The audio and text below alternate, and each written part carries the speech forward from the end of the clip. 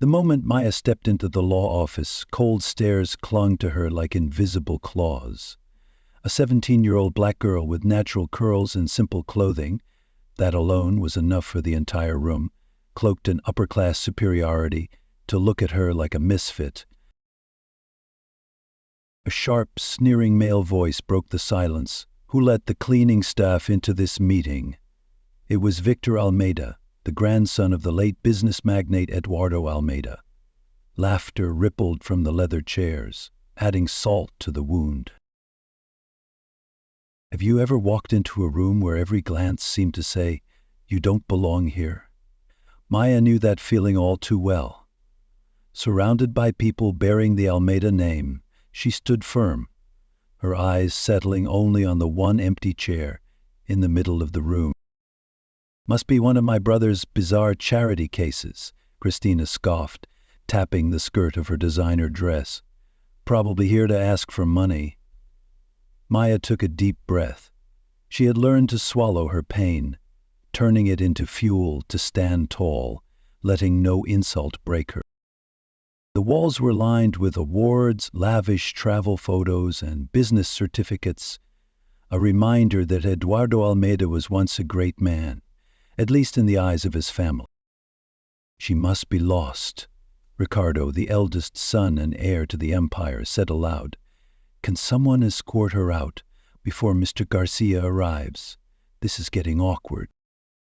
But just then, the room fell into silence as attorney Enrique Garcia, who had served the Almeida family for over 30 years, walked in with his familiar brown leather briefcase. The elderly man, his face etched with lines of time, greeted each person with a nod before stopping in front of Maya. "Miss Maya," he said, his voice clear and firm, pointing to the only vacant seat beside the desk. "Please, have a seat." The air seemed to freeze. Victor nearly choked on his champagne. Christina clutched her purse so tightly her knuckles turned white. "Excuse me, Monsieur Garcia," Ricardo interjected, his tone icy. "You know her?" Garcia nodded, slowly but with authority. "Of course. And all of you should too. This is Maya Alavera, daughter of Celeste. Maya has been working in this house since she was 12.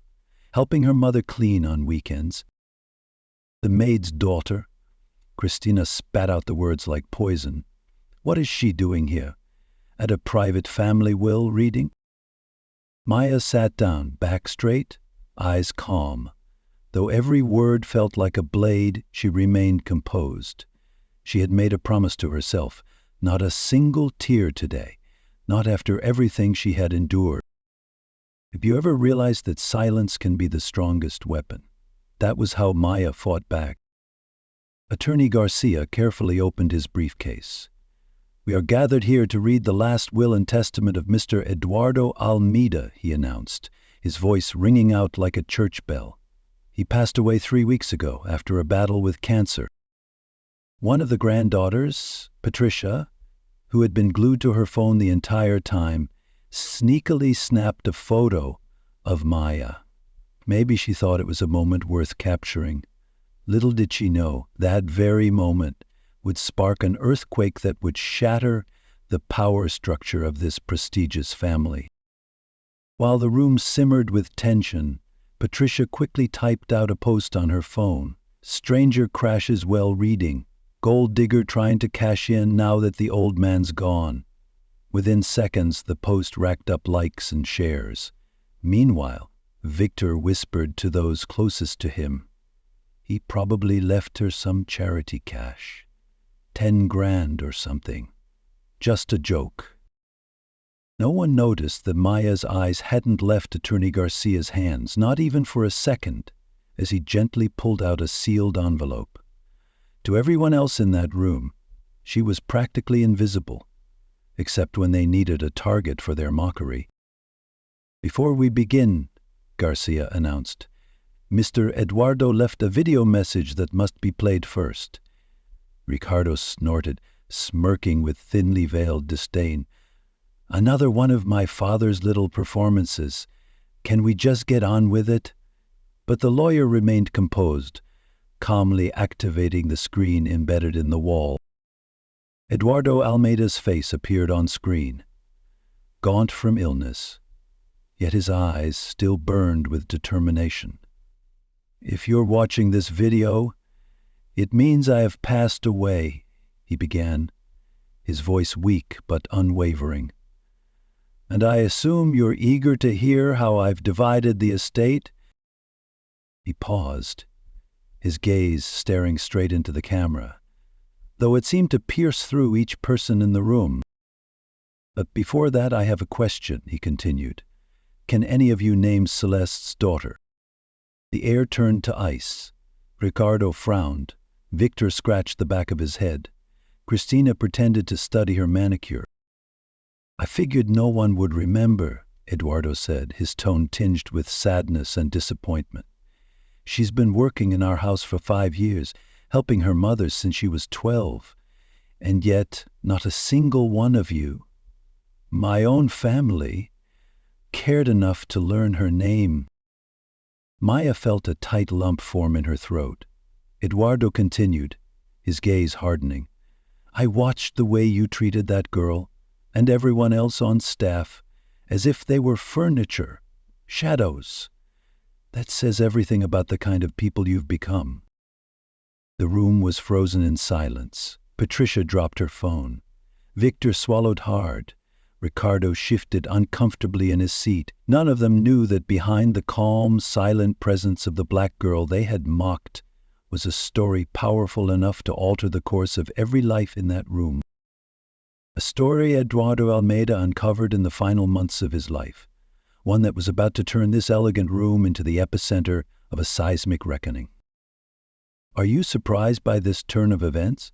Have you ever thought that the person everyone sees as invisible could actually be the center of everything? The screen remained lit. Eduardo's voice, frail yet resolute, echoed through the quiet room. "In the last months of my life, I started paying closer attention to how you treated those around you, the nurses, the housekeepers, the drivers, and what I saw broke my heart." He paused to catch his breath, then continued. "And then I saw Maya. When you ignored her, I saw an extraordinary young woman. She worked all day, attended night classes, cared for her sick mother, and still found time to read in my library. Isn't that what society is forgetting? That character and resilience aren't measured by status, but by how we live when no one's watching?" Ricardo suddenly stood up, his chair screeching as it scraped the tile. "This is absurd. Garcia, this can't be legal." His voice shook, part anger, part fear, but Enrique Garcia remained as composed as ever, betraying no emotion. "Everything was done legally, Mr. Ricardo." On screen, Eduardo Almeida gave a calm smile, as if he had predicted every reaction. "I know this comes as a shock. I'm sure Ricardo is already questioning the legality of this entire will." The remark sliced straight into Ricardo's pride. He stiffened, lips tightly pressed, hearing words his father had anticipated even before his death. "I spent the last 3 months talking with Maya," Eduardo continued. "She would sit with me during my breaks, telling me about her dream of becoming a lawyer. In the corner, Patricia frantically tried to delete the cruel posts she had made, but it was too late. It had already gone viral. Hundreds of shares in just a few minutes. Maya Ea, Eduardo stated clearly, daughter of Celeste who served this family for 15 years, even when Christina cut her pay to buy her 4th imported car." Christina gasped, her face flushed as if scalded. Eduardo went on. "The same girl Ricardo spilled water on, then forced to scrub the floor while calling her useless, not knowing she had just received news that her mother needed an expensive surgery to survive." The video ended abruptly, leaving the room in thick, heavy silence. Garcia quietly opened another envelope. "There's still one more video," he said. "But first, I need to read the key provisions of the will." "This is outrageous," Victor exploded. a little maid inheriting the empire our family built over generations. For the first time since the meeting began, Maya spoke. Her voice wasn't loud, but it was strong enough to silence the entire room. Your family didn't build anything, Mr. Victor. She paused, then continued, Your great-grandfather, Eduardo, started by selling fruit at the market. The only ones born with silver spoons were all of you. He was the one who bled and sweated to build this legacy. The room froze. No one said a word. Garcia cleared his throat and began. I, Eduardo Almeida, bequeath to Maya Egi 51% ownership of Almeida Incorporated, the main residence, all properties listed in Appendix A, and an investment account totaling 20 million reais. This is manipulation of a dying man, Ricardo shouted, his face contorted with rage. That girl took advantage of a man on his deathbed. Garcia raised a hand to call for silence. Please, allow me to finish. The inheritance comes with conditions. Maya will assume full control at the age of 21. Until then, the company will be managed by a board of directors, led by myself and Dr. Luisa Mendes. Doctor, Christina interrupted, confused. What does she have to do with any of this? At that moment, the door opened. A poised, middle-aged black woman in a tailored suit stepped into the room. Her gaze landed on Maya, and she gave her a warm smile. Garcia explained. Dr. Mendes was not only Eduardo's physician, she was the one who introduced Maya to him. After witnessing how she cared for Mrs. Celeste in the hospital, even after being fired by all of you when her mother fell ill, Dr. Luisa nodded gently, confirming every word Garcia had said. And in that moment, there was no doubt left Maya wasn't just a maid's daughter. She was a symbol of resilience, integrity, and hope. Someone Eduardo Almeida trusted more than any blood relative. Celeste and I were once classmates, Dr. Luisa began, her voice full of memories and emotion. Life took us in completely different directions. But when I saw her again at the hospital, battling cancer just like Mr. Eduardo, I couldn't ignore the remarkable daughter she had raised. No one in that room could have imagined it all began with a chance encounter in a hospital hallway. A young black woman, the daughter of a housekeeper, was now poised to become the heir to an entire empire. 3 months earlier, Maya had approached Ricardo, pleading for an advance to buy her mother's medication. Not only did he refuse, but he also humiliated her in front of the other executives. I don't have time for staff drama. If you can't afford medicine, get a new job. His words struck like a slap. But that moment marked the beginning of a chain of events that would change everything. It was that very day when Dr. Luisa found Maya crying alone in the staff stairwell. After hearing her story, she didn't hesitate. She brought Maya to meet another one of her patients, the powerful Eduardo Almeida. And that moment, though unnoticed by anyone else, marked the beginning of an irreversible path. There's still one more video, Garcia announced, inserting a new USB drive into the screen. Mr. Eduardo requested that this only be played if a dispute arose. The screen lit up. Eduardo appeared again, his face hollowed by illness, but his gaze still razor-sharp. If you're watching this, it means my family is contesting my decisions, he began, voice steady. I was fully lucid when I wrote this will. I observed carefully over many months and documented every conversation, every action, down to the last detail. He paused to take a breath. Maya never manipulated me. In fact, she initially refused my offer. It took time to convince her to accept. Eduardo looked directly into the camera, as if trying to pierce through every defense his relatives had built around themselves. You are not my heirs because of anything you've earned. You just happen to be born into this family. Then, The screen cut to a series of short video clips.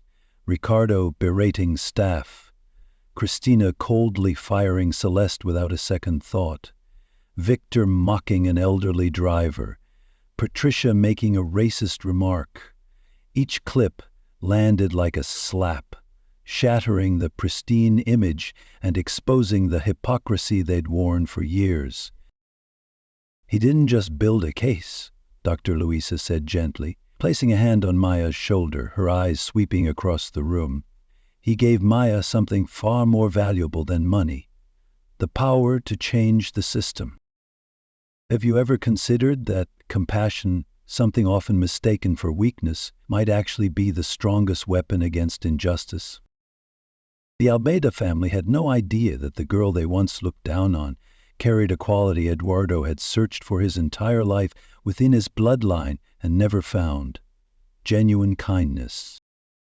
Because when Eduardo offered Maya the chance to use her power for revenge, she hesitated, not out of fear, but because she saw something bigger, not punishment, but transformation. Once again, Maya chose not the easy path, but the right one. "I don't just want them to pay," she once confided to Eduardo during a long night, their shadows cast across the library wall under dim light. "I want them to understand what they've done." That single sentence dissolved any lingering doubts in Eduardo's heart, confirming that he was right to leave his entire empire to her. Not because she carried the Almeida name, but because she carried something far more valuable: the vision to rise above revenge. To understand that true power doesn't lie in humiliating others, but in the ability to change them. Ricardo stormed toward Maya, pointing his finger at her like a loaded gun. "This is beyond belief. I'm taking this will to court, all the way through every level." Two security guards appeared quietly on either side of the room as if they had been instructed in advance. Garcia, always meticulous, had prepared for every scenario. "Suing for what, Mr. Ricardo?" Maya asked, her voice calm yet cutting. "For the privilege of having the Almeida name? Because from what I've seen, the only right you've mastered is the right to humiliate others." Beside her, Dr. Luisa opened her leather briefcase and pulled out a tablet. Eduardo knew there would be strong reactions. That's why he prepared something special for the family. She pressed a button. An aerial photo appeared on the screen. A slum filled with rusted tin roofs and uneven dirt roads. "Do any of you recognize this place?" Luisa asked. Christina scoffed. "Who would bother with some slum?" "Because," Luisa replied, "your family used to own it, or rather, used to." The room went silent. Those parcels of land were acquired by Eduardo's grandfather 70 years ago, by evicting 200 families to build the company's first shopping center, Luisa continued. "The properties listed in Appendix A aren't mansions or luxury condos. They're plots of land in low-income communities that the Almeida family seized through questionable means for decades." "So what does that have to do with today?" Victor snapped. Maya smiled slightly. "It has everything to do with today, because now those properties belong to me, and I've already signed the paperwork to return every inch of that land to the families currently living there free of charge." The room erupted. Ricardo kicked over a chair. Patricia broke into sobs. "You don't understand," Maya continued. "I don't want this family's money. I want justice. And justice isn't about sitting pretty off stolen wealth. It's about giving back what was taken." Garcia cleared his throat to cut through the chaos. "There's one more thing. The transfer of company shares to Maya has been legally registered. Her first action as majority shareholder is to approve a compensation package for all employees who were unjustly terminated over the past 10 years. "You'll ruin the company," Ricardo shouted. "Years of building, turned to ash over some stupid revenge." This isn't revenge, Maya replied. It's restitution. And those are two very different things. Dr. Luisa turned on the living room television. The screen showed a live news broadcast. Dozens of former employees being welcomed back to work, receiving back pay and compensation. Some were crying, embracing one another in overwhelming relief. This is happening right now, Luisa said. We timed it to coincide with the will reading. You've destroyed us, Christina whispered, her face twisted with rage. Maya stepped to the window, gazing out at the soft morning sky. I didn't destroy the Almeida legacy, Mrs. Christina. I'm transforming it. The market value might dip for a while, but it will recover. And for the first time, none of them could deny that Maya, the girl once dismissed, fired, and insulted, was now the only person bringing a new future to an empire once built on ambition and now reborn through conscience. The only difference, Maya said, locking eyes with Ricardo, is that profits will now be distributed fairly. You have no experience running a corporation of this size, Ricardo sneered. In less than a year, you'll be crawling back to us for help. You're right. I don't have experience. Maya nodded, unflinching. Which is exactly why I won't be running anything myself. Garcia pressed a button on the control panel. The large rear doors slowly opened. 5 people entered, 3 women, 2 men. All dressed modestly in simple business attire, their eyes glowing like headlights in the dark. Allow me to introduce, Maya said, the new board of directors of Almeida Incorporated. Former employees your father fired simply for trying to unionize. An older man with silver hair stepped forward. Hello, Mr. Ricardo. Remember me? Carlos Mendez. I worked in the finance department for 25 years, until I was terminated for proposing a profit-sharing plan for employees. This is madness, Victor yelled. You can't hand the company over to these people. But it already happened, Dr. Luisa replied with a soft smile. The paperwork was signed before any of you walked in today, she continued. You all still retain minority shares. You'll continue receiving dividends and may attend annual shareholder meetings, just like any other shareholder. Ricardo slumped into a chair, his face pale as paper. My father would never do this. He did, Maya answered gently, because by the end of his life he understood one fundamental truth. A real legacy isn't measured by what we accumulate, but by the lives we touch. Patricia suddenly stood up, furious. You won't get away with this. I have friends in the media. I'll expose all of it. Maya glanced at Garcia. He pressed another button. The screen displayed a video of Patricia at a party, drunk, spewing blatant racial slurs at a server. The room went still. I have hundreds of hours of footage like this, Maya said calmly. Private moments when you thought no one important was watching, revealing who you really are. Victor, once arrogant and sneering, now looked like he'd aged a decade in just a few minutes. What do you want from us? He asked, nearly whispering. I want you to learn a lesson, Maya replied. For the first time in your lives, I want you to know what it feels like to be powerless, to be judged not by your character but by your skin color or social status. Carlos Mendez stepped forward, looking each person in the room in the eye.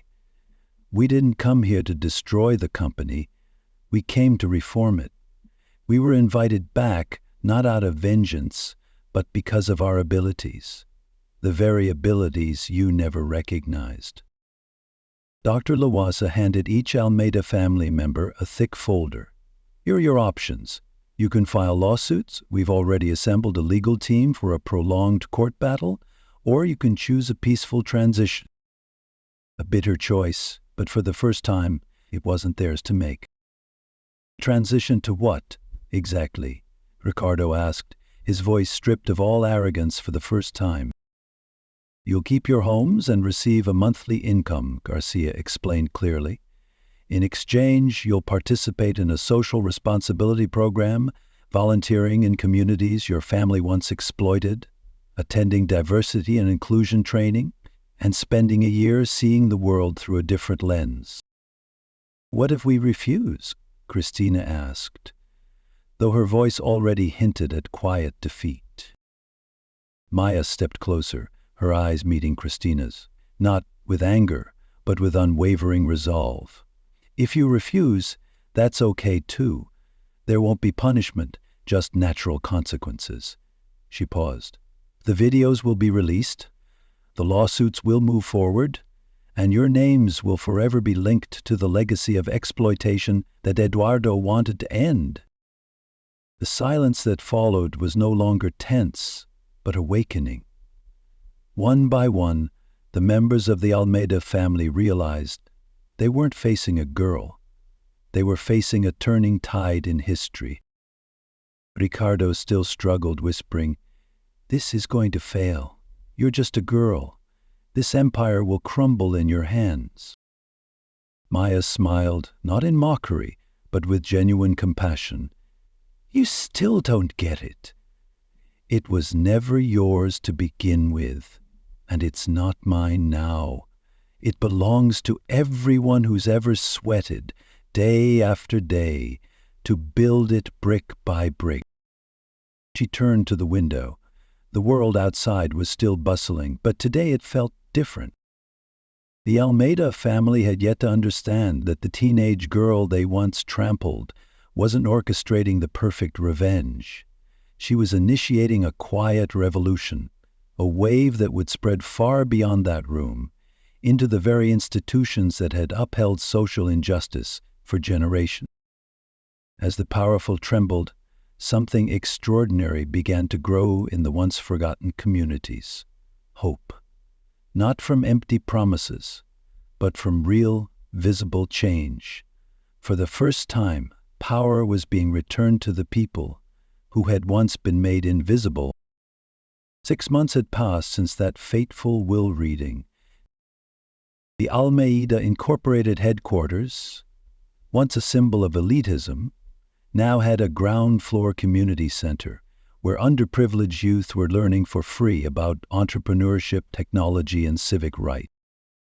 Maya walked through the hallways, greeting every employee by name, something Eduardo had dreamed of doing, but no one in his family had ever done. The expensive European paintings no longer adorned the walls. In their place were vibrant works of art from local artists representing marginalized communities. Last quarter's profits are up 12%, reported Carlos Mendez, now Chief Financial Officer. The employee profit-sharing program is working, productivity is at an all-time high. And the housing project on the reclaimed land? Maya asked. 300 families have received permanent ownership certificates. Dr. Luisa replied. The worker co-ops will launch next month.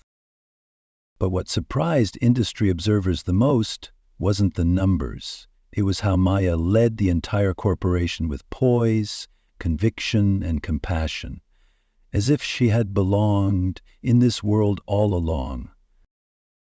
What would the world look like if power didn't lie in the hands of those born in the right place, but in those who dared to live the right way? At just 17 years old, and in her final year of high school, Maya dedicated 4 hours each day to helping run the corporation. She didn't directly manage daily operations, that responsibility fell to the board of directors. But the strategic vision, the very heart of the system, remained firmly in her hands. The rest of her time was divided between her studies, at a prestigious private school where she received a full scholarship from a fund she herself had established, and caring for her mother Celeste, who was now finally receiving proper, dignified medical treatment. On a crowded street in the heart of the city, Ricardo sat silently in a cafe, his eyes fixed on the massive billboard hanging from the new company headquarters. The words, "Building a Fairer Future," stood boldly beside an image of Maya and the company's diverse executive board. The expensive suits were gone, replaced by modest clothing. The luxury car had been sold to pay off debts after a string of bitter legal defeats.